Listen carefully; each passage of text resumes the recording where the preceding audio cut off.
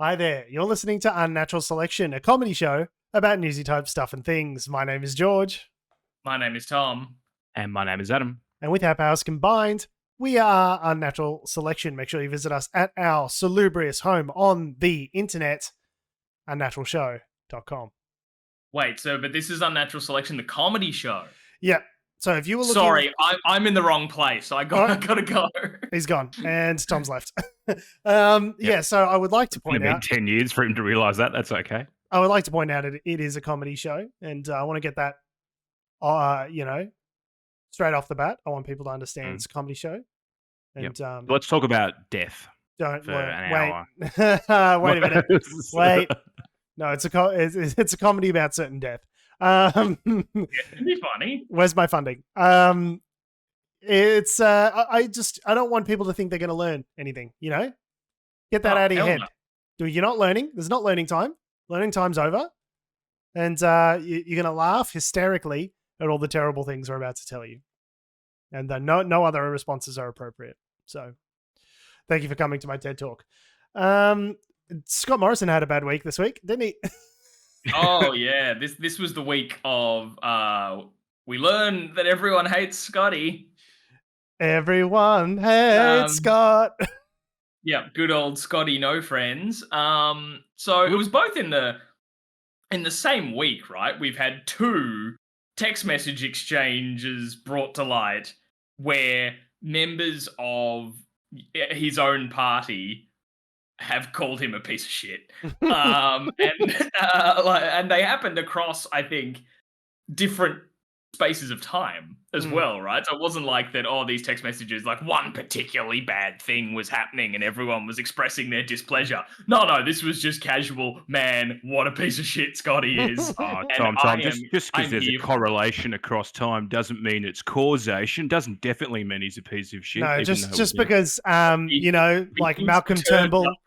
Too much. Just because Malcolm Turnbull, called him a liar, and a text message exchange with Gladys Berejiklian, called him a fraud and a complete psycho. And the person responding called him a horrible, horrible person. Yeah, and just because, Barnaby Joyce, called him a liar and a hypocrite. And just because, various members of his cabinet, 5 wrongs don't make a right, is what I'm saying. It's just, it's just because it's a p-value of 0.01 doesn't mean it could still be correlation. There's no definitive causal relationship between everyone that Scott Morrison knows and the Venn diagram of people who also think Scott Morrison is a piece of shit being a single circle. There's no evidence to claim for certain that that's definitely the case. So should we go through and enlighten people on how this happened, or do we assume that they know the shit fire that has been this week? I personally take enjoyment out of enlightening people as to the details of Scott Morrison's ineptitude. So where do we start? Do we start at the press club? We start at the press club. I just want to hear it again. Okay, so the way all of this came to light is Peter Van Onselen from Network 10, I realized all through last episode as I was dragging him, I was saying his name wrong. Yes. Hearing this come out this week, I kept calling him Olsen. Yeah. And then I saw these stories and I was like, oh, shit. Yeah. Man, so it's a comedy. It's a comedy show. You're doing it on purpose. Comedy show. I was disrespecting him on purpose. Yeah, that's right. So Peter Van Onselen got up at the National Press Club of Australia and said to Scott Morrison, how do you respond to people thinking you're a piece of shit? Not well. You can actually see the moment that his tiny little heart gives way, almost enough to make you feel sorry for him. Keyword there being almost. Before he snaps back into his, this is my smirk where I'm rubber, you are glue kind of look. But there's that brief window of seeing Scotty, the human being. Yeah. It's brief though it is. So here we have the Honourable Scott Morrison, dishonourable, Prime Minister of Australia, addressing the National Press Club, and we've got Peter Van Onselen ruining his life. Peter Van Onselen. Peter Van Onselen, Network 10. Prime Minister, at the start of your speech, you mentioned your close friendship with Maurice Payne. I wanted to ask you about another close friend, Gladys Berejiklian, and somebody that you wanted to run, actually, at the next election. I've been provided with a text message exchange between the former New South Wales Premier and a current Liberal Cabinet Minister. I've got them right here. In one, she describes you as, quote, a horrible, horrible person, going on to say she did not trust you and you're more concerned with politics than people. The minister is even more scathing, describing you as a fraud and, quote, a complete psycho. Does this exchange surprise you? And what do you think it tells us? Well, I don't know who you're referring to or the basis of what you've put to me. But I obviously don't agree with it. And I don't think that's my record. Catherine Murphy. The end. Yeah, you can almost pinpoint the moment that his heart rips in half. You actually like see him blinking as though his brain is like, like he's processing the information. I think that hurt him a little bit. He's sending a binary signal, a Morse code through his eyes. It's just like, help me. Yeah, so pretty wild as was pointed to him that this was coming from someone from Gladys Berejiklian, whom he was saying should run for the party, like that he was vouching for, and to hear that she calls him a horrible, horrible person, is just delicious. Chef's kiss. In terms of the context, like this was Albanese had his press club thing last week, which we talked about. This was, I guess, his Scott's moment to pivot, shall we say. Scott's moment to shine. I noticed actually that he was like, Anthony Albanese had the whole speech up on his YouTube channel. I had to dig for the full version of this one. I had to go to the National Press Club of Australia's YouTube channel to find the full video because the Scott Morrison channel did not have it up. It was nowhere to be seen. It's funny that. The premise that he started with in that speech was that he was very sort of apologetic but like not specifically to him. He was just like, we've got some things wrong, but we've tried really hard, was kind of the message that he was putting out there. And then, Onselen comes in with that curveball at the end of it, and then that just sucked any life out of the news cycle in terms of what he was trying to push. The other thing I realised, speaking of mistakes last week, I was like, we were discussing why Onselen would keep going on the project. Turns out he's employed by Network 10, so it's his job. Yeah. So that's why he's there. But and also, like, wow, like, nice try, Peter, trying to then come back into being the good guy again. It's like, oh man, I got absolutely eviscerated for that article about Grace Tame. Oh shit. Well, I'd better go up and just give a good kick to the balls to the PM, and then bam, that'll get me back in the good books. Nah, fuck you, Peter. But I was gonna say, I almost forgive Peter Van Onselen. I almost forgive him. The key word, again, being almost. I almost forgive him for that shitty, dumb hot take he wrote about Grace Tame. I almost forgive him for going to bat for his mate Christian Porter and his alleged rape scandal. I almost forgive him for all of those things just because the sheer delight that this moment brought me during the week. I was giggling like a schoolgirl. I've never felt so much unbridled joy in my short, colorless life that that I had when watching Scott Morrison. Really hurt by it. Yeah, I know. Yeah. No, don't get me wrong. He genuinely got butthurt and had like sore feelings about. He was really upset about what happened, and that's what brought me joy. Yeah, he will have walked off stage and he's like, find out who the fuck the person in my cabinet is. But it also had my partner Alice and I thinking about Veep. You remember in Veep where they have an entire premise of that Julia Louis-Dreyfus wants to find out who called her a cunt. Like someone in her cabinet called her a cunt, and she's like, find out who it is. And the person who's going to find out who it is finds every single person has said it at some point. They all think it's them. And then at the end she says, all right, so who called me a cunt? Was it everybody? Like, yeah, everybody. I thought so. So yeah, like it felt like that of Scott being like, who hates me? Is it everyone? Yeah. It was everyone. It's probably a good way to segue into what happened next, which was that for the rest of the week, it was about who done it. And there were several ministers that had to get up in Parliament and be like, it was not I, hand on my heart, Greg Hunt. Hand on my heart, Maurice Payne. I did not send those text messages.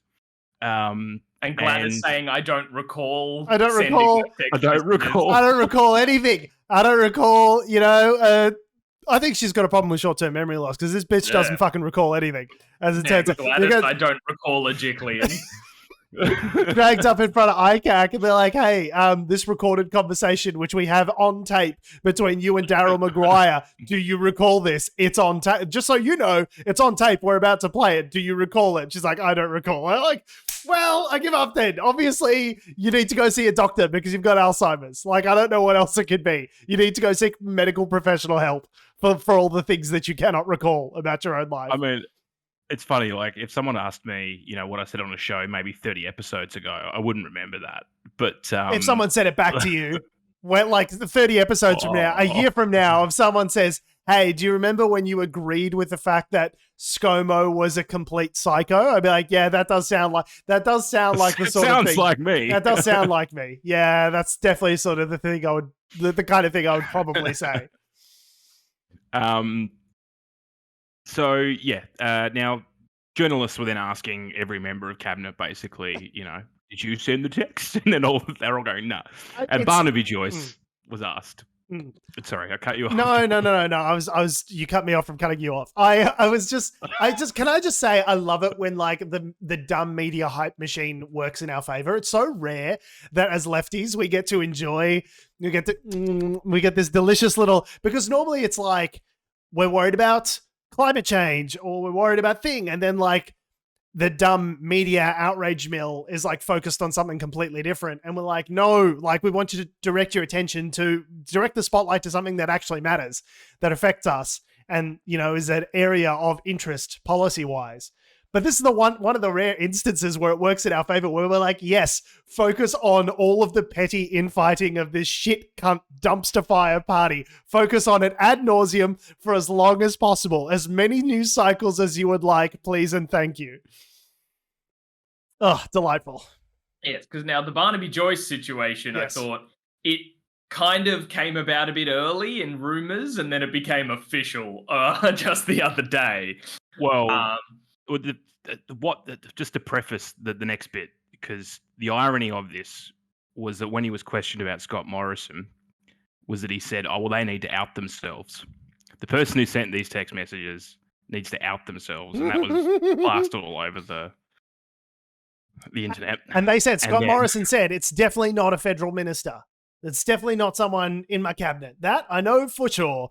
That, which seems like, why it seems like such a weird line in the sand to draw when you're probably going to be wrong about that. It almost certainly is someone in your own cabinet, otherwise they wouldn't mention it, right? Like it seems like, no, there's no way I could be definitely wrong about this line in the sand that I'm drawing. Oh wait, I immediately was. And so after that happened, probably a couple of days later, Tom, the next development came out with another text message. Yes. So Barnaby Joyce was sending a text to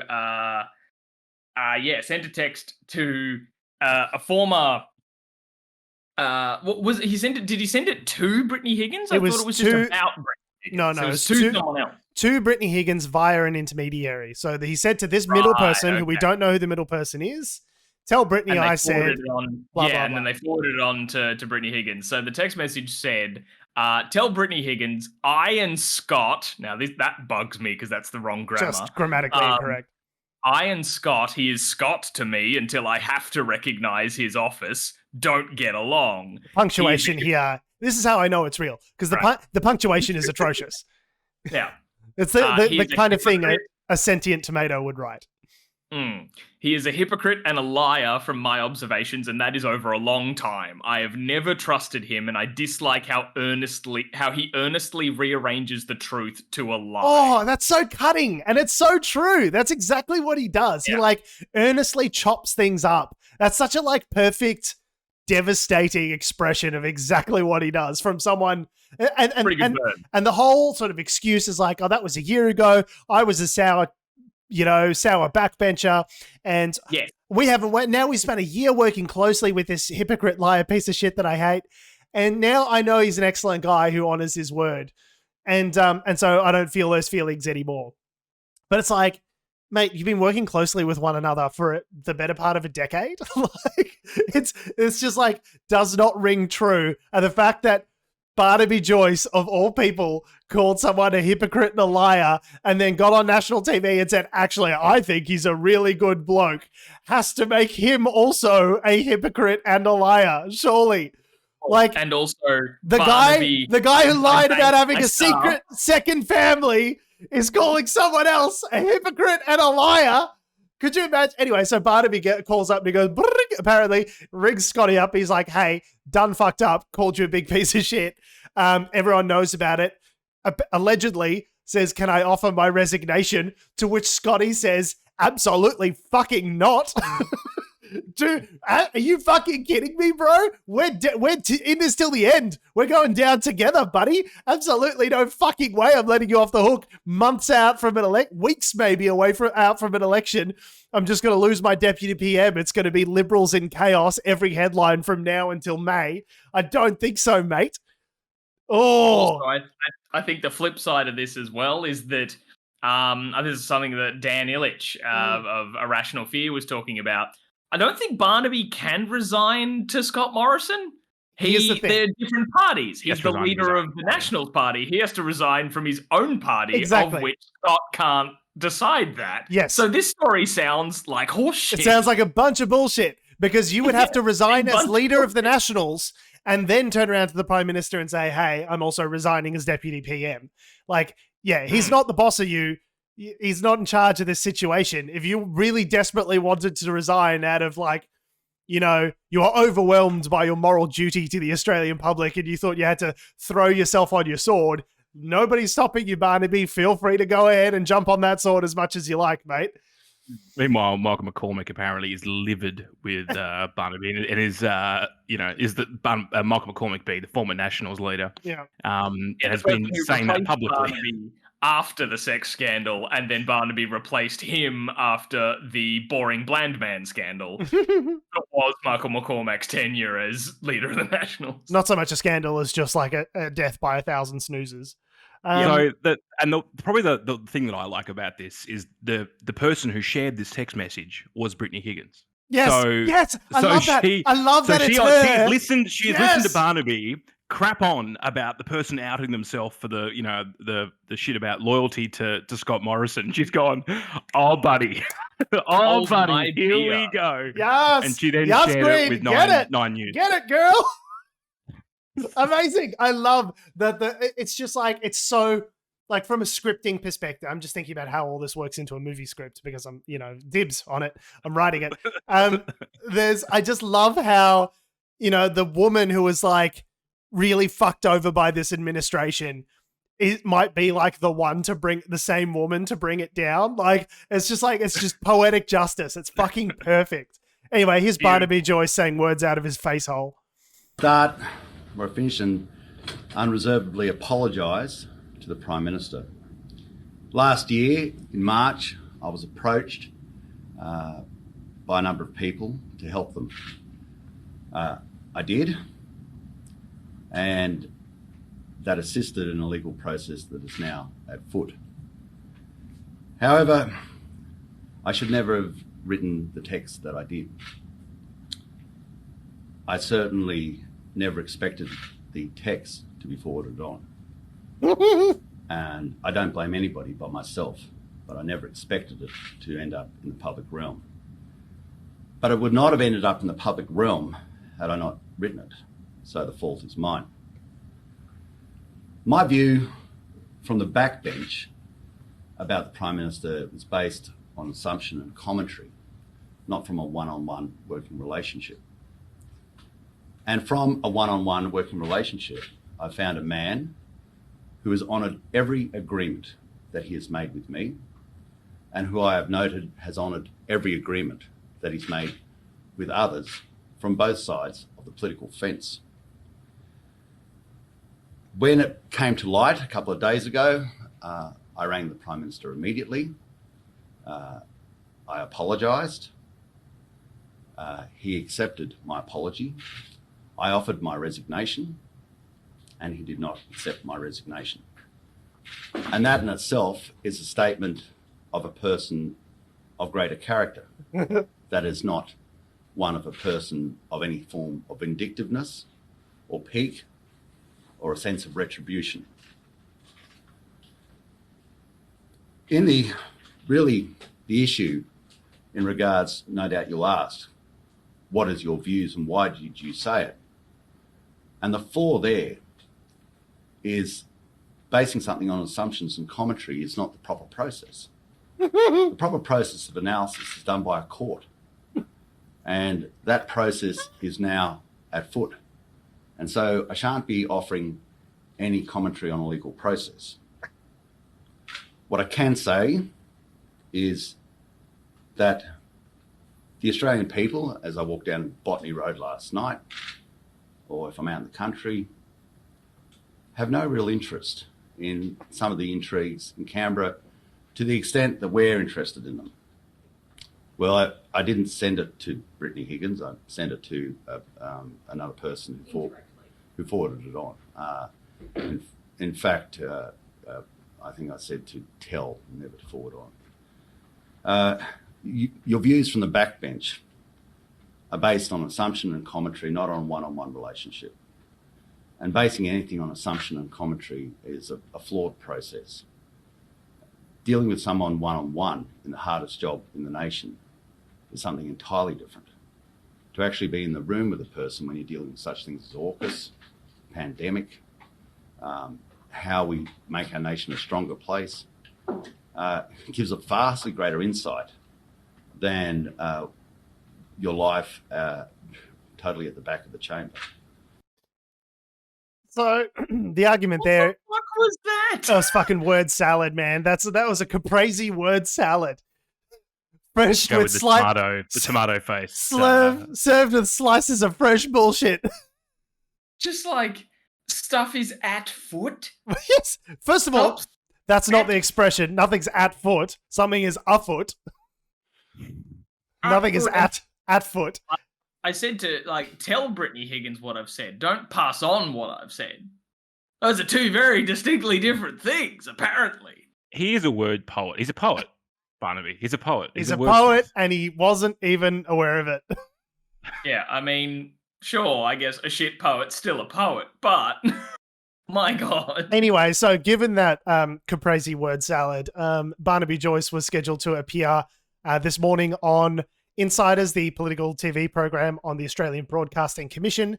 Turns out he pulled out at the last minute, allowing Karen Andrews to come in and mop up the mess on his behalf. I love how every time something happens, they throw Karen Andrews in. And that was the opening. Oh, you're a woman, off you go. The opening line of the interview, David Spears says to her, it's like, you must be sick of cleaning up after the boys. Hey, Karen. You must be sick of it. Also, I had a really good thought, which I would love to share. If Barnaby Joyce had learned to pull out sooner, it could have saved us all a lot of trouble. Oh, boo, boo, boo, boo. He's a deeply flawed man, but his heart's in the right place. I'll give him my vote next election. Something, something, something. Yes, I know that it's not policy, which we should also critique them on. I know that it's not how good they are necessarily at doing their jobs, which we could also critique them on, and we do critique them on. It's literally just want to critique them on aged care? We can do that right now. Aged care, which we can definitely talk about very shortly. But the fact that they are just a part or coalition that's just in complete disarray. They cannot stop tripping over their nutsacks. It is that this is not going to make any sense to you, Adam, but it's like that scene in The Simpsons where Sideshow Bob is just he's in a field somewhere. He's surrounded by about 30 rakes, and no matter which way he goes, he always steps on a rake and smacks himself in the face, and he keeps doing it for about a minute. That is the coalition. The coalition is Sideshow Bob smacking themselves in the face with rakes ad nauseum. And I, for one, I'm here for it. I'm here to drink the Liberal tears. I don't care if that makes me a petty partisan shithead. I'm happy. I'm just give me those liberal tears. And screenshot that. Yep, cool. Keep that for later. It's very satisfying. Hopefully it actually, matters when it counts, right? Well, here's the thing. It's like the approval rating of the coalition has never been lower. Like it does look... Oh, so they'll win in a landslide, like last time. Yeah. It looks really bad for them. Now, I don't want to be that person who's like, oh, they're definitely going to smash it. It's the unlosable election. Labor's going to come in on the crest of a golden eagle. And, I don't believe any of that sort of stuff, obviously. Like, it's not going to... It doesn't matter until election day and how people cast their votes on that day. Something the day before could swing right. it. Like, it just depends. Yeah. Elections, that's the only poll that matters. Elections are horse races, right? And the only poll that matters is the one on the day. However, it's looking real bad for them. And we said that last election, though. To be fair, they've had, yeah, that's what I mean. These pricks have been in. They've had 3 consecutive terms of government, and all they've been doing is tripping over their own dick holes and nutsacks for the last 9 years. Like, it's time to go. It's time to go. It's time. Yeah. Anyone else? Literally anyone. Jackie Lambie, President of Australia. I'm ready for it. Anyone else? Okay. It's time for anyone. Have you tried anyone? Let's vote for anyone. Anyone else? Oh man, could you imagine Turnbull if we suddenly got presidents? Oh, he'd be so salty. He'd probably throw his hat back in the ring again, I think. Yeah, maybe. So it's like, yes, while there is a decent amount of time between now and election day, it's gone really bad for him. They were hoping for a summer of love and great stories, and just like Omicron sort of came through, the rat test thing came through, this whole crisis in aged care came through, and they were expecting to be riding the high of that, economic sugar hit, everything bouncing back to normal, everything, everyone being happy, and it hasn't happened, and the Australian public are taking it out on them. They'll probably try and delay it as long as possible. So May, I think, is the latest they can have this election. They want to try and get as far away from this stuff as possible before calling it. But it's clear that they're already in campaign mode, right? Both sides are doing those events. That's why they were doing those press club speeches. It's kicked off. Yeah. Which just goes back to the strategy that we were talking about last week, where my opinion is that Labor are just going to let this happen and time their run, so to speak, with whatever messaging they want to start really punching. Mm-hmm. Probably until the last couple of weeks, months, just because at the moment the Liberals are doing the work for them. Well, why would you take a news cycle away from them? It's like nobody wants to talk about Labor's climate change policy, which is backed by the Business Council. They're like, yeah, we'll have time to talk about that. Just elbows, just sitting back. He's just become that Michael Jackson gif, eating popcorn, just watching the whole thing unfold, right? Like, that's the strategy at this point, is just watch them trip over their own dicks into oblivion. And that's probably, and we were talking about the aged care crisis, which is it's getting worse basically, and has been over the last sort of month or so. So they had this is not the first aged care crisis, by the way. This is the second or third one they've had since the pandemic began. Yeah, they've actually got an aged care crisis punch card where on your 5th aged care crisis you actually get one for free. So that's pretty good. Oh, great. Okay, bargain. Yeah, it's pretty good value. So Tom's ripped out his cat. Well, he keeps scratching the shut door and forcing me to get up and tell him to shut up because Alice is taking a nap. So now you're in here and you're stuck with me, Hudson. How do you feel about it? Care to comment? I'm getting purring. Get some purring. He doesn't look happy to be there. No, he's not happy. He's not happy, but he's getting love. So as we said, the campaign has begun in practice, if not in earnest. And Scott Morrison thought it'd be great. Someone on his team, Scotty, we're talking about age. Okay. Well, so it does sort of feed into the age marketing thing, the age marketing, the aged care situation. But aged marketing sounds right. Aged marketing sounds like Scott Morrison to a T, doesn't it? Scott Morrison has been lampooned online for being seen in Coco's salon on Friday, shampooing people's hair. And given the number of deaths in aged care, and given their promise to we're going to improve standards for aged care workers, a substantial portion of them been sick or underpaid and are leaving the profession entirely. We're going to help. We're going to help. We're going to help. And what do? They announce a one-off payment of $800. Thank you very much for risking your life and being in amongst death and the virus and covered in mountains of shit, being understaffed, overworked, underpaid. Why don't you buy yourself half a graphics card? There you go. There's $800. You're welcome. Third of a graphics card. A half. Well, maybe a half of a 3070 secondhand. Yeah. Well, they're probably just being like, you guys liked buying flat screens that time, didn't you? Here's $800.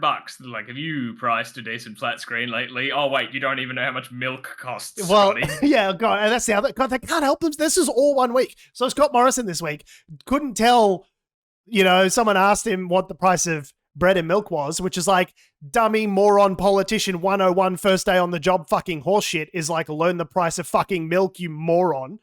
And he's like, I don't know. I'm not going to pretend, okay, that I go out and buy milk every day. I'll leave that up to you, mate. And it's like, it's just Google. It's $4, mate. Just Google it. It's $5 if you want the fancy lactose-free one that Gracie gets. $4 if you get the normal milk. What are you talking about, Scott? It's bread. It's bread and milk.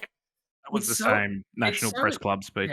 Yeah, and that's so insane as well, because while, like, okay, I hardly imagine that he's going out doing groceries frequently because he probably either has some staffer do it or Jenny does it or whatever, but surely he's maybe been texted, on the way home, could you just pick up some bread or something? Like, I forgot. Just quickly pop in and get some bread. You should probably not. If you're the Prime Minister, right? It would get all done. Okay, but you're the Prime Minister. Chances are someone's going to ask you this fucking question at some point. When you're driving home and you see the fucking petrol sign driving past it, maybe make a note of that and just be like, oh, it's $1.89. That seems high. Like maybe because it's your job and you're in an election year and this is like a gotcha question from the 1960s. Maybe you should have that Googled and ready to go before you get in front of the National Press Club, you fucking inept goon. Anyway, so he was washing some woman's hair for some fucking reason, not addressing the problem in aged care. He was busy out there molesting women, molesting their hair. Yeah, it's maybe not the best way for them to go, right? It's like, oh, your reputation with women's great. Maybe you should just go and fondle some woman's head. Get out there and touch some woman's head. Yeah, like it's absolutely fucked. And also, I was thinking about this afternoon, actually, that even if I put my cynical self aside for a minute, what is the positive take that we're supposed to get? Like, oh, he can wash someone's hair. He will be a good leader of a country then. He's just a good everyday guy, right? He's just a regular guy going down to the hairdresser, demanding to be let in, touching women's hair, sniffing them. It's just normal stuff that everyday regular guys do, and I want that regular guy to lead my country. I don't get how him, why is that a hairdresser doing their job to do it for them? So supposed to make me think. There's a couple of things they were probably trying to achieve, and it's been lost in the noise. But one is, what's your target market? It's middle-aged women and small business. So 1, 2. So you get those those things in the messaging. But he probably would have also had along with this, there may have been some sort of press conference. There may have been some sort of announcement they were making as well. But whatever that was, has just been washed away. Like so much hair colouring by Scott Morrison and his greasy fucking hands at Coco's salon. He was using the visit to Melbourne to spruik his government's record in jobs and training. Okay, so that was the point of it. Right, so instead of letting someone who's been trained to do the job, he did it instead. Because he's like, oh, nah, honey, you'll screw it up. You haven't been trained properly. You got trained by us. It's a weird thing. Election season is weird. And they do it, outside of election season as well. But the concept of politicians visiting a work site and having a go at the thing that they're trying to spruik or whatever. It's a weird thing. I don't know why they do it. Like look, we'll get him in a... We'll get him in a high-vis vest and a hard hat, and we'll get him out in the coal mining site, and they can point at piles of coal. The people will fucking love it. They'll froth it. They'll go, oh, my God, he looks like me. That's what I do. I put on a hard hat, and I point at piles of coal. The guy's just like me. That's so fucking relatable. I can relate to this guy so fucking hard. I have 10 votes. Tom, sorry, you were saying. It's like it seems like a bygone era thing of kings, right? Of like, let's get so the king is kissing some babies. Is working, like doing a work thing. Oh wow, what a wonderful king we have. Like, look, he too can do things of the common man. It's like, that's not work anymore, bro. You wait until they get and it will come in maybe a couple of weeks where there will be the pub shot and someone will give him a beer and he'll have to drink the beer at the pub. That's a classic, mate. That's politics 101. Yeah, I feel the first thing you need to be trained if you're going in as a politician is to learn how to look like you enjoy drinking beer, because so many of them look like they don't. Yes, you really got to learn to look as though you're enjoying this Victoria Bitter Foster's shit fucking lager trash water that they've just given you. You're going to go, that's a refreshing thirst. Dun, dun, dun, Yeah, dun, dun, dun, dun, dun. Also, as everyone else was very quick to point out, in a delicious point of Scott does hold a hose if he's washing a woman's hair. Boom! It seems. Just calling back to his famous phrase after the bushfire season when people said, why weren't you fucking doing anything? And then he said, I don't hold a hose. Turns out he does, just as long as he's washing some woman's hair in Mount Eliza. So the reason why people are probably outraged at this, and the thing that this particular article we're looking at, which is from the New Daily, is referring to, the reason why there's this juxtaposition is that at the moment there's massive staffing shortages in the aged care. I believe about 560 people have died in aged care since mid-December allegedly from coronavirus. They make up almost 85% of all virus fatalities in Australia. And on top of that, on Thursday, it was revealed that 20,000 of the country's estimated 190,000 aged care residents were yet to have even a single dose of the vaccine. And then 35,000 were awaiting booster shots. Which is bonkers, given how the eligibility criteria worked. Like, they were guys in our 30s were waiting for so long because the priority was older people. So how the fuck have I had 3 shots when some of these people haven't even had 1? Yeah, it's insane. Absolutely broken. It's mind-boggling, and it's just for also, like, don't they realize this is their base? Yeah, maybe. Like, are you trying to kill them? Because that won't go well for you. Yeah, it's pretty bad, and the staffing shortages are at the point now where some people have been trying to get, and Peter Dutton sort of commented on this as well, that the military could be brought in to help fill gaps in the workforce. Well, of course the defense minister is going to suggest bringing in the defense force to do things. And it's become this sort of politicized thing now. It's like everyone's calling on the defense force to help with truck driving or, ambulance driving or whatever it may be. And then a lot of people are turning around going, well, there's no point getting the defense force in because half of them are reserves anyway. And then if you call people into the reserves, you're then pulling them out of their day jobs, which could make the situation worse. I was going to say, maybe you should fix the problem rather than just going, oh, all right, send in the army. Well, it's almost what, are they going to have people yelling at it's almost time they've had 3 years to sort bed? This shit out. And like it's happened twice already. They're not interested, Tom. Tom. The problem is that you think that they're interested in solving the problem. The fact is they don't give a fuck. I would love to see one of those honest ads or something where they're talking about Minister, what's the policy towards the crisis in aged care? And at first they wouldn't even use the word crisis. He goes, it's an aged care situation. But I would really love to see an honest ad where they just go, yeah, we just don't give a fuck. We don't fucking care about those people. We if they die, we don't care. That we don't give a fuck if they die. That would be the honest answer to the question, because that's the truth. The Richard Colbeck, the aged care minister, skipped a COVID inquiry to go to the Test cricket match. Yes, because he's sport minister and he had to choose between which responsibility he wanted. There was a parliamentary inquiry on the age sector, which is the minister for the thing for which you are responsible, and he's like, no, it is much more important that I go to the Test cricket match for 3 days. Yeah, because you have to. Yeah, you have to go look at sport. Otherwise, people I'm won't the believe sport that you're into minister. sport. I have to go look at the sport. Yes, He's he's got to looking take at it. his sport minister's a very important job, Tom. There's a I mean, it the is. minister Like, has it's a to- huge part of our economy and culture. But at the same time, like, I don't think it means that you have to be having a piss up at the cricket for 3 days when there's maybe something more pressing. I just, happening. I Look, the can't. fact that there may or may not be beer at the cricket, Tom, does not mean it's necessarily a piss up. Okay, That's it was a true. work event. It wasn't a May party. have been- there may It have wasn't a been party. beer I there. was could ambushed with a cake, just like Boris Johnson. God, we haven't even really touched on more of that. I can't even get into their head. I have no theory of mind for someone who is the aged care minister, whilst this crisis is unfolding in aged care, to neglect to go to a Senate inquiry about the crisis in aged care because he wants to go to the cricket. I can't even. I'm trying to put myself in the other person's shoes. He was invited, George, What the fuck did you to just the say? cricket. What the He fuck was did you? invited. He was He was invited. invited He was to the also cricket. invited.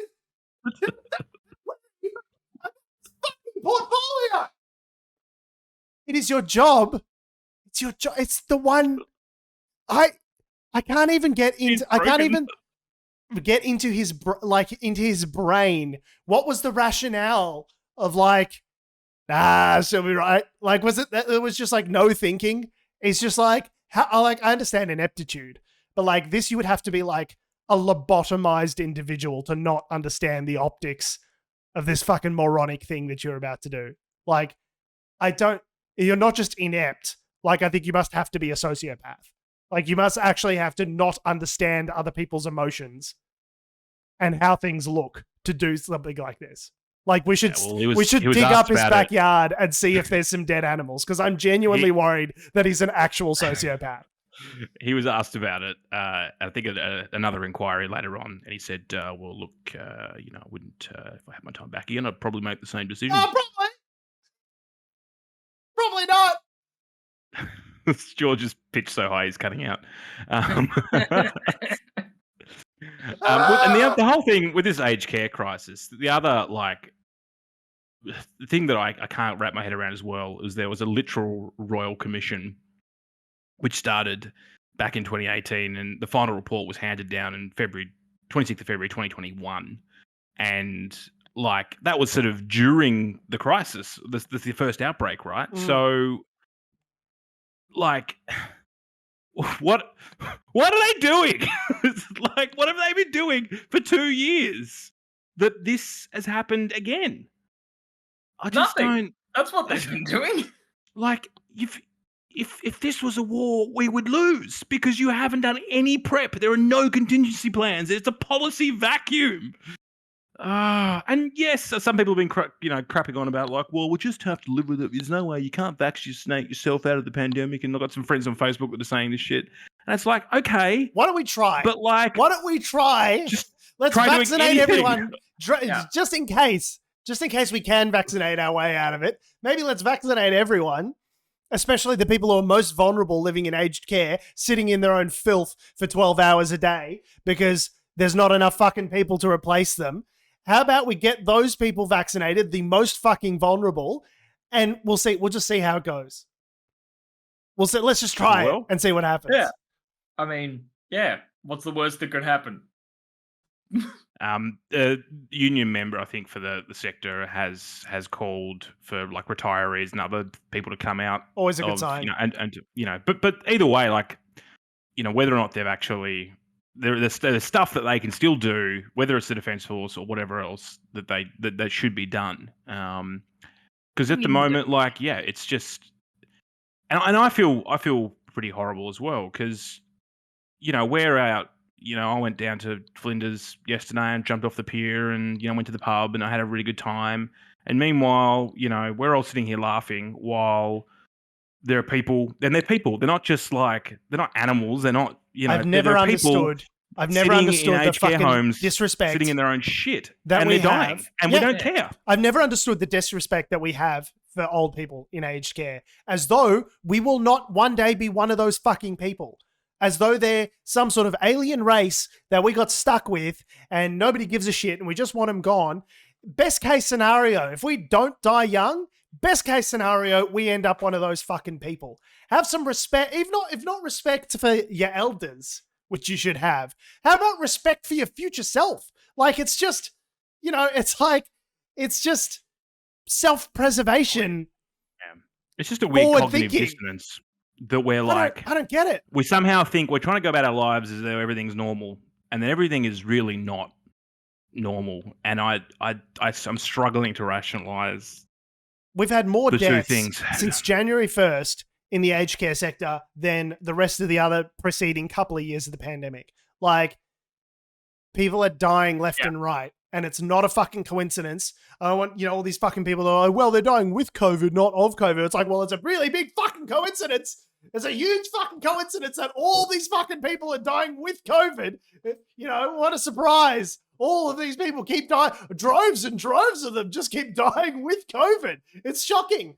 As though, even if that was the case, as though someone in their last weeks and months deserves to die sooner, or, because they're vulnerable, deserves to die suffering and gasping for breath. And not to mention that their relatives can't see them either. Like, they're not dying. They're dying alone as well.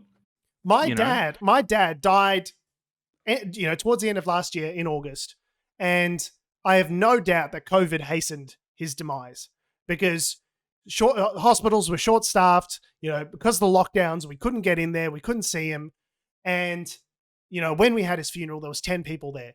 And not being able to be there with him, I had to argue with some fucking nurse at the front of the hospital to be let into the hospital when he was dying because they said, oh, you can only have 2 people in the room at the same time. I'm like, they've called me because he's dying.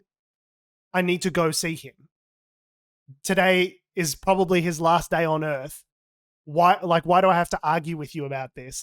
Call someone else, figure it out. But the inhumanity to allow people to die alone, to not have their family with them in those last moments is it made everything so much harder. It was so much worse having to grieve alone, having to be alone, not having support. It was the worst. I wouldn't wish that on anyone. And this cavalier attitude that this government has towards the death of human beings is I don't understand how it's different to murder. To willingly let people die that do not have to die because of your inaction, there's a legal definition for that. It's manslaughter. It'd be interesting to see. It'd be there's a difference between premeditated intent murder and reckless endangerment sort of stuff. I think there was a I don't know if it's over yet. There's a case in the Northern Territory that's exploring just that. I think that they're alleging a person went into Northern Territory knowing they were infected with COVID and that they spread it to someone else and that person died. Can you charge the person going into Northern Territory with murder? Well, I know there have been cases with HIV to a similar effect where someone knew that they were HIV positive and deliberately... That's the precedent they're working with. So, yeah, but I guess in the HIV sense, though, the person, the way that HIV spreads is much more targeted. In that sense, right? It's not like you can just be in a room and breathe. You have to share fluids with them or whatever in some way.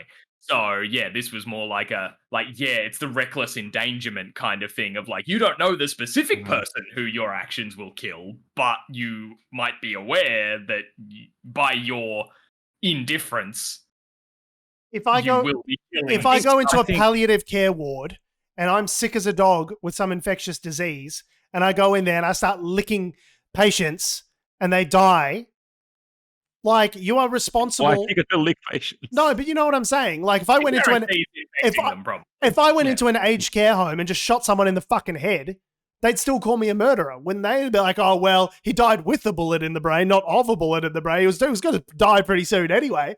It's still fucking murder. You can't give a patient who's dying, who's in the process of dying, morphine because that would be murder. I don't know whether or not it would pass the definition of murder, but I think, to Tom's point, it'll be really interesting over the next 10 years or so, the civil cases that are brought against either governments, individuals, organisations around COVID and the concept of personal responsibility. And as you said, Tom, whether it be reckless abandonment or whatever the particular thing you can sue them over. And keep in mind that the threshold for suing someone successfully is not beyond reasonable doubt. It is, on the balance of probabilities, did this person do the thing?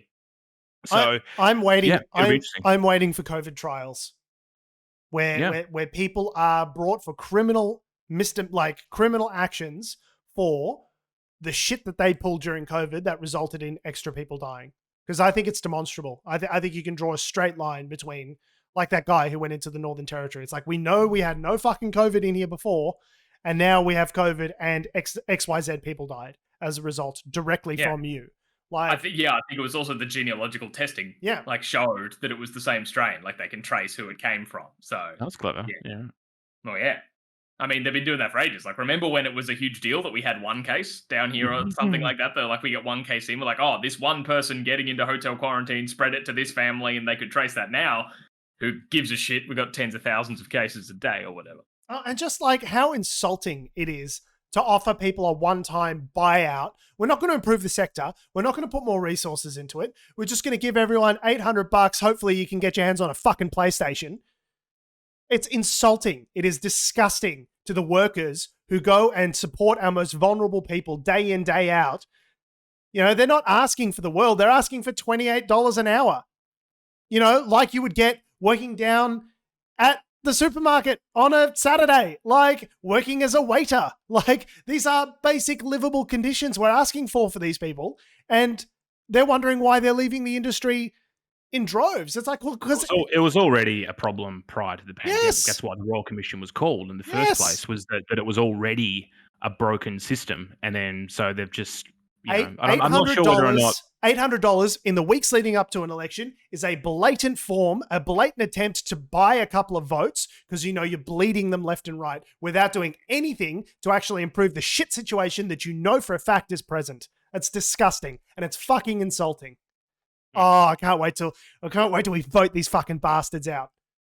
Oh, man. He's revving himself up. And I don't know if it's going to necessarily work out that way. Oh, who knows? But I was thinking about it the other day. If I will be so satisfied voting against my local incumbent Liberal member. Ooh. Just knowing that I'm voting against them. I hate the guy. Oh, he's coming. He's coming for you, Tim.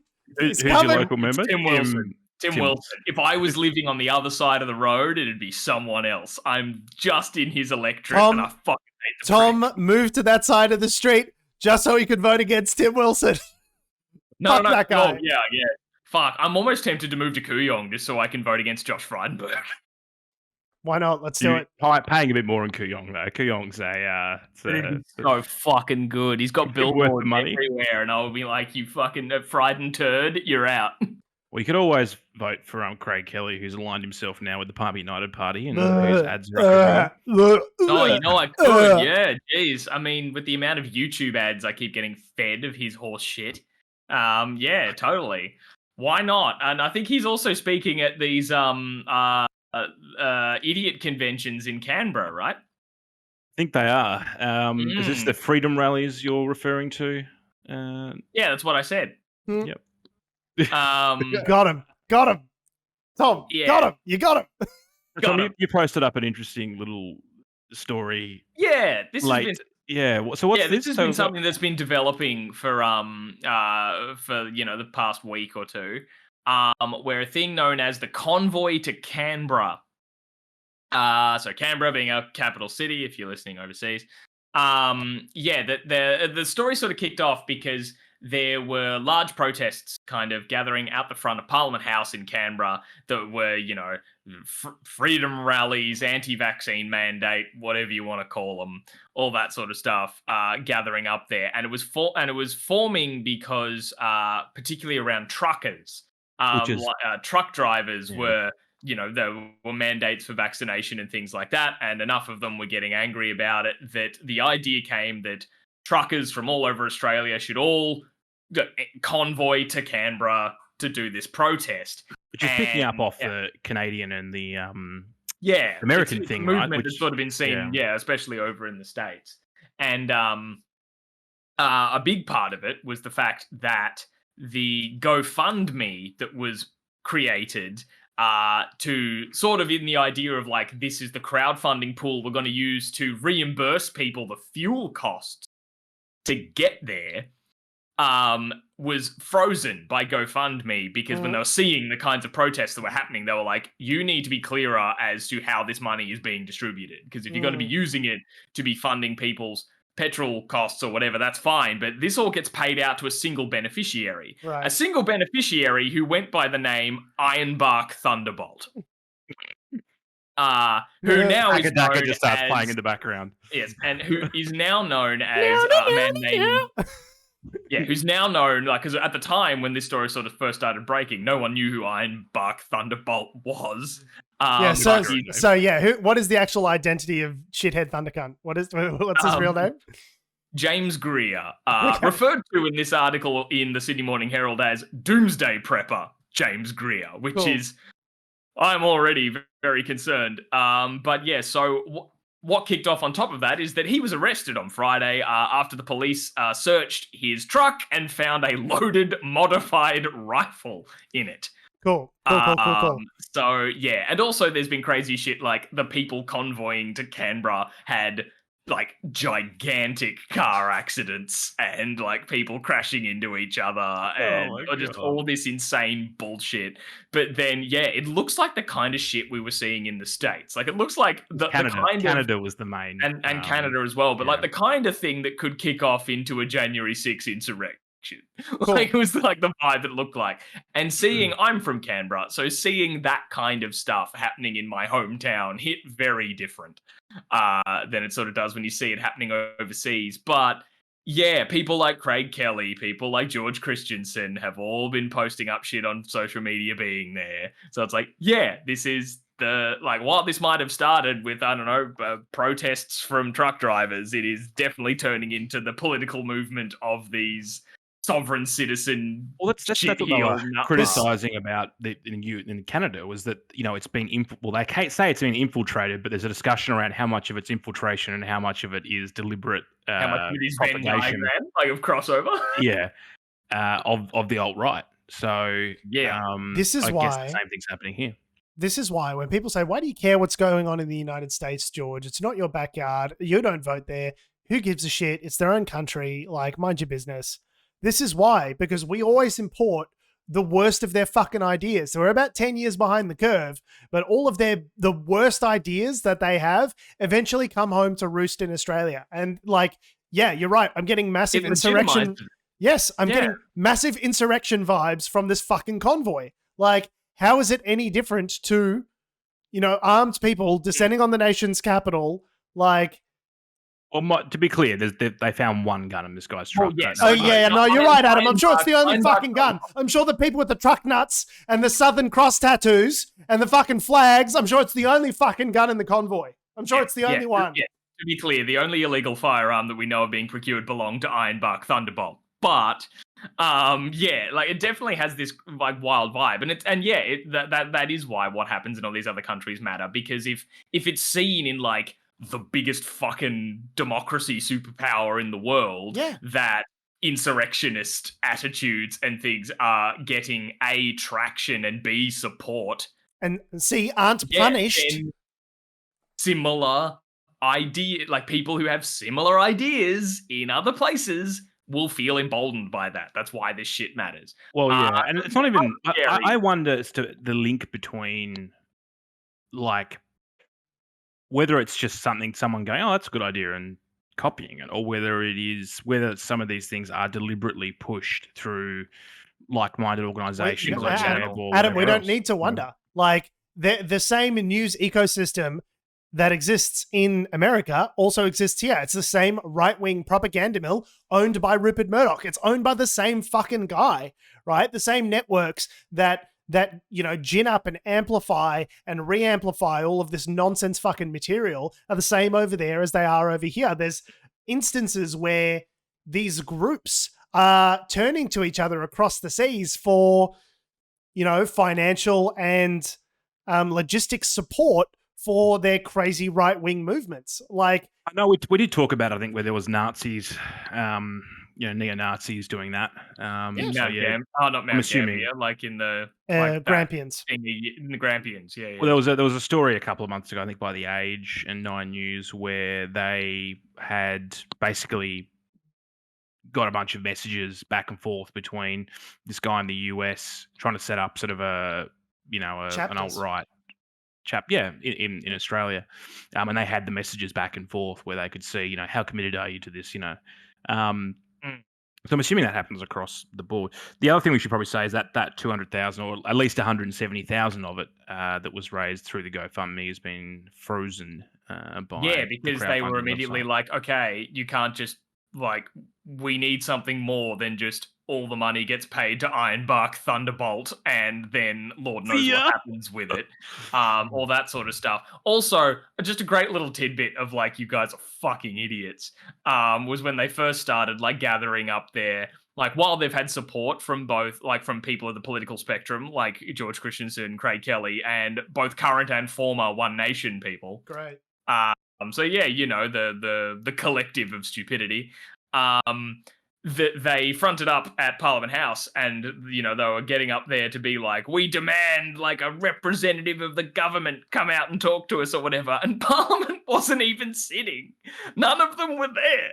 Oh my god! They couldn't even organize this to be at a time when the people they are trying to get the attention of are even there. The thing is, but it was the second Sunday of the month, which worked better. So that's true. Yeah, we had fewer conflicts. Scheduling wise, I just Carol couldn't get a calendar. It's just you got to do that thing where it's any more than 3 or 4 people in a meeting, and you got to use the scheduling assistant. No one's ever fucking available, and you just got to set up on a room 5 weeks into the future and just hope for the fucking best.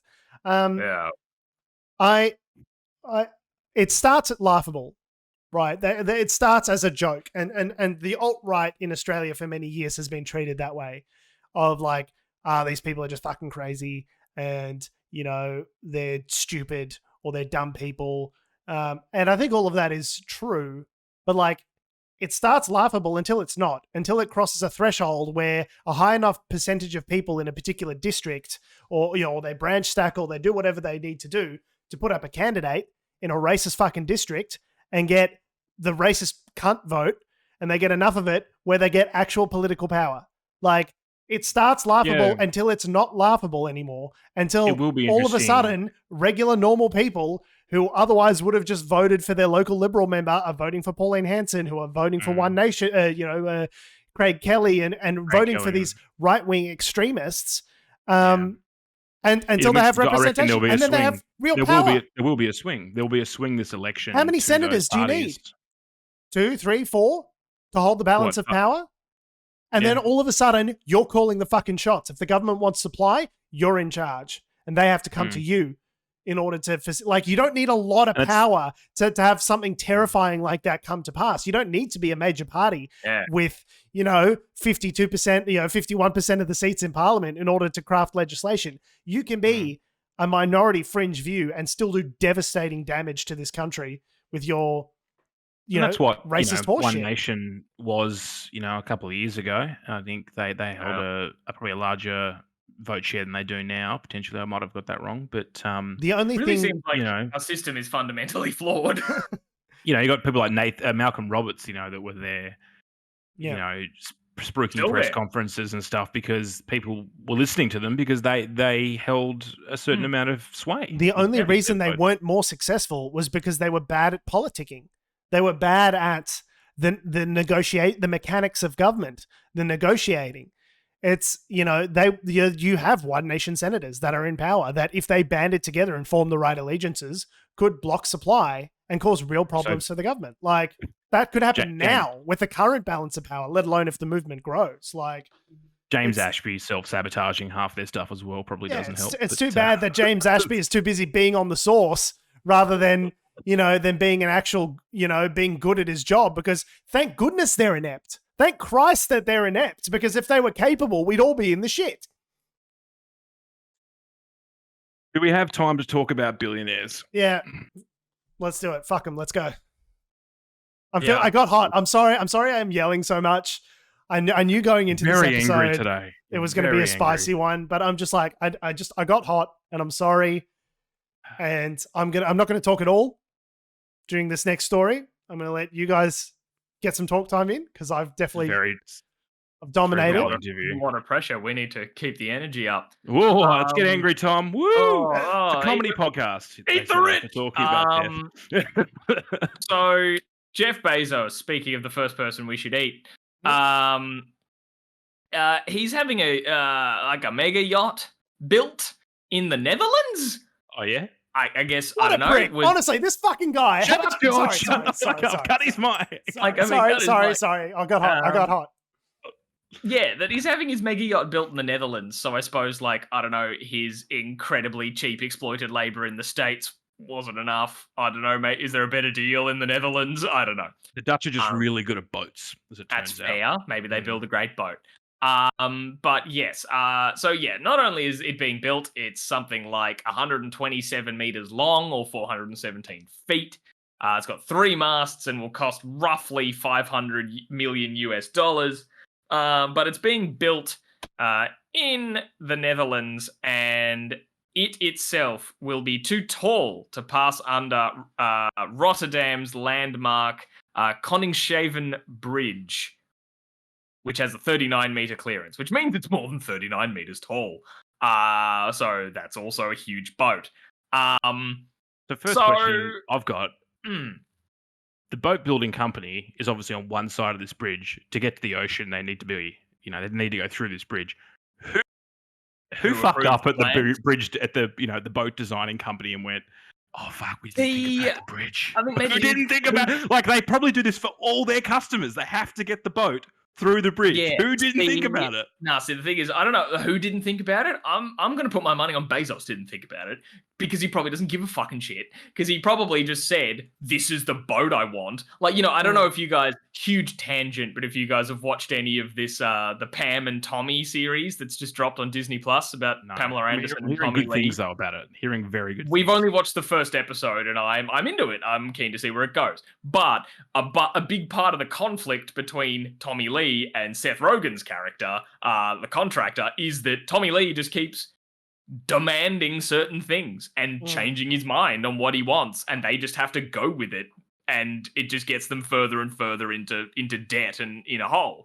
So probably he was just like, I want a boat that looks like this and make it this tall, and they'll be like, but Mr. Bezos, make it this tall. I and said just make it throw so. blah blah blah around, and now it's at a point where it's like, well, the fucking dickheads demanded a boat that's at least 40 meters tall, and we have a historic bridge in the way. So it seems the solution isn't, a smaller boat. Explain the problem and be like, look, we can't get it out of here if it's that tall, Jeff. You're gonna have to settle for only maybe a 38 meter compensating for something boat.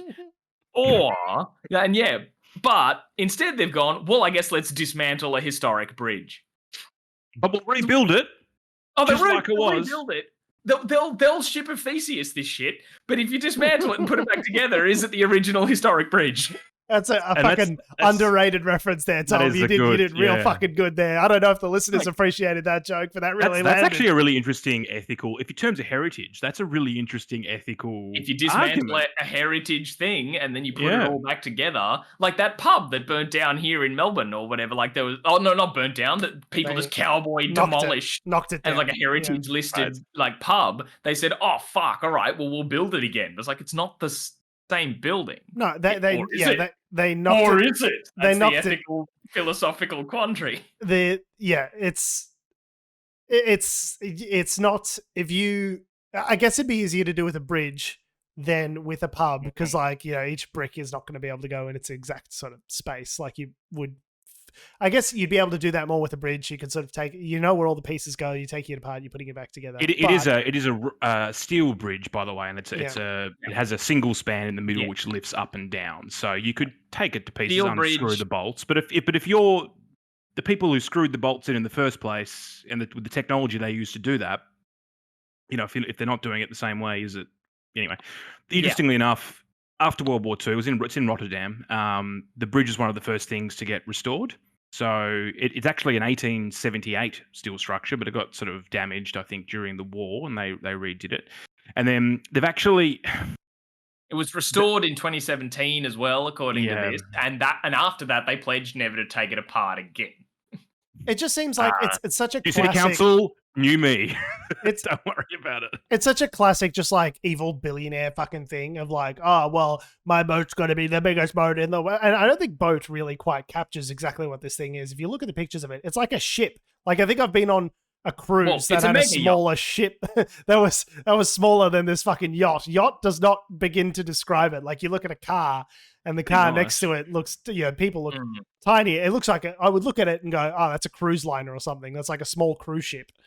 It's a very classical design. It's got a very, elegant features. It's not one of those ones that sort of is a postmodern sort of, design with things that fold out. And Jeff Bezos is just a psycho, and no one ever tells him no. And he goes, "Oh, bridge is in the way. We'll just fucking rebuild it." Like that's just the insane rantings of someone for whom money does not make any difference anymore. No, I want a cock rocket that goes to the moon. Like, but Jeff, it doesn't make any sense. He's like, no, I said I want a rocket that looks like a penis, and you're going to send me to the fucking moon, and I don't care how much money it costs. Like, it's just, you're insane. You're just an insane. Think about all the problems in the world that you could solve for $500 million. And you've just gone, no. Also, I just really want to destroy a historic bridge and have a big boat. Like, fuck you, and dude. that's the thing. Well, looking at this as well, he clearly, and the dick rocket, I'm glad you brought that up, because he clearly has a huge fixation for things being, tall and at full mast. Because this isn't the only issue with the mast height of the boat that he's had. I think we may have talked about this before on the podcast. I remember this coming out, was that the masts are so tall that it's a problem for helicopters to come in and land and bring people to the yacht via helicopter. Like if the yacht is offshore, a helicopter would have to fly in and land on a helipad on the yacht. But the masts are too tall. It's too dangerous for a helicopter to come in. So he has to have another yacht that always follows the mega yacht. It's the helipad yacht. No, that's not real, is it? Yeah. I'm with Tom. Eat the rich. Fuck him. It's the last sentence of the article, Adam. No. The boat's tall masts would present a hazard to helicopters, so the former Amazon CEO commissioned a support yacht with a helipad to follow in its wake. Oh, get fucked. The mega yacht has to be followed by a smaller yacht, so a helicopter can bring you to it. I posted this article and I didn't even see it. That is rather than, I don't know, maybe the smaller yacht just brings people to the bigger yacht. Why don't they just put the masts? Looking at these photos, the masts aren't even on it yet. Why don't they just? Probably because they're fucking arguing over how tall put the masts on after it goes through the bridge. Just tow it through the bridge, then put the masts on. By gum, Adam, I think you've cracked it. Like, I don't understand why. You are the little girl in the taco ads. Unless it's 38 meters. Unless it's 38 meters tall from the waterline already. Yeah, I wouldn't be surprised if that were the case. It looks pretty tall. I mean, fuck yeah, that's an interesting point actually. Yeah, right. Wow. Anyway, but yeah, right. Having a support yacht for your yacht is. That is too much. And what's funny is that the support yacht isn't even supporting the yacht. It's supporting the helicopter that's bringing you to the yacht. But then you have to get another boat from... another boat with a smaller helicopter to serve as that boat. Yeah, maybe then you have a helicopter fly in and land on the smaller yacht, and then a smaller helicopter drone is in front of you, and you have to hang from it like it's the monkey bars, and then it flies you up to the other yacht. So yeah, you have to go from big helicopter to small boat, and then from small helicopter to big boat. Fuck you, you rich piece of shit. This thing. Welcome to my mega penis. I mean yacht. And you know what, Jeff? All the money in the world's never going to make your dick bigger, mate. It's never all the biggest yachts, the biggest cock rockets. Nothing you ever do is going to make your cock bigger than it is, mate. That's the cock you got. That's the cock that God intended. That's all you get, mate. And even if you were a fucking trillionaire, it wouldn't change the size of your little fucking prick. Pathetic. I mean, disgusting. unless he invests it in penis enhancement technology. There are certain ads on the internet that do pop up occasionally talking about the size of my and they're like, do you want to... Yours specifically? Not mine or just specifically, but generally, just are they just just generally. Adam's just scrolling his Facebook feed and it's like, Adam, seen your dick lately? Adam Christopher Use, like, Doreen, the is face, this it's you? just And like- it's a picture of your dick. You're like, how did they Like, get this? What? These And it's ads are like, getting Adam. really personalized, really Yeah, specific. like, Adam, is your partner's name satisfied? You're like, whoa. Oh, that's See, they could do terrifying, that by actually. scraping certain details from probably your The social metadata is media. probably They- there. Like I've They got could my at least relationship get your status up. girlfriend's name, and they can just go like, "All right, cool. Let's just draw a line to say he's insecure about his dick, and we'll probably make him insecure about it, and then we can sell our product." And ironically, Incidentally, Facebook's stock just terminated itself during the That's week. true. Mm. Oh God, Sorry, Meta. Meta. That's all right. That is meta. There's a stock at the sale at the stock store. So So, Oh yeah. Sale at the stock market. Game stonks. get your stonks in, boys. Yeah. Man, I'm with Tom. I think we got to start eating the rich. Start prepping Yep. your forks and knives. Although, as someone pointed out, and I was like, "This is a good point, actually. We just have to eat one. Yeah, We eat one, and the others will fall in line. We make good on it, and we kill and eat one of them, and the rest of them will be like, okay, free healthcare, whatever you want, just whatever don't it eat me. takes. Whatever it takes. We just have to choose one. I saw what you did to Jeff. Do it one, That's do it all right. right. I'll pay all my taxes. Don't worry about it. Done. Do it once, do it right. On that note, we have been, we are, and we always will be Unnatural Selection. Make sure you visit us at our Salubrious home on the web, unnaturalshow.com. Make sure you follow us on all the bullshit social medias that are ruining the world, that have, do, or ever will exist at Unnatural Show. That's Facebook, Twitter, Instagram, and YouTube. Make sure you follow me on Instagram and Twitter at George Tsipos. You can follow me on Twitter at Tom D. Heath. You can follow me on Instagram at AC Doreen. And you can follow us all down to the boatyard, Molotov cocktails in hand, ready to I'm not going to say for legal reasons. Set the odd on But it's fire. such a nice boat, though. Although, to be fair, I think I didn't even mention the thing. I heard rumors that the people of Rotterdam were saying, "Oh, we're going to pelt it with eggs as it goes out." Great. I can get And I'm behind that. On ya. Do it. I'm sure the minimum wage slave that has to clean it up off the boat will really appreciate that. But you know, it's not going to be Jeff sitting there in his boat shorts. Go, No. I scrub, it never come clean. No. I don't think so. You know, but then the alternative is let him get away with it. Or the alternative is make him pay taxes. Just any That'd be nice. taxes. I don't think the Netherlands can do that, but someone else can. Thanks for listening, guys. Love your Joe. faces. We will see you next week. Joe What? Yes. Biden. Oh. He can make him pay taxes. Yeah. Joe. That's not gonna. No, that's not gonna happen. Joe. No. I know you're out there. I know you're listening.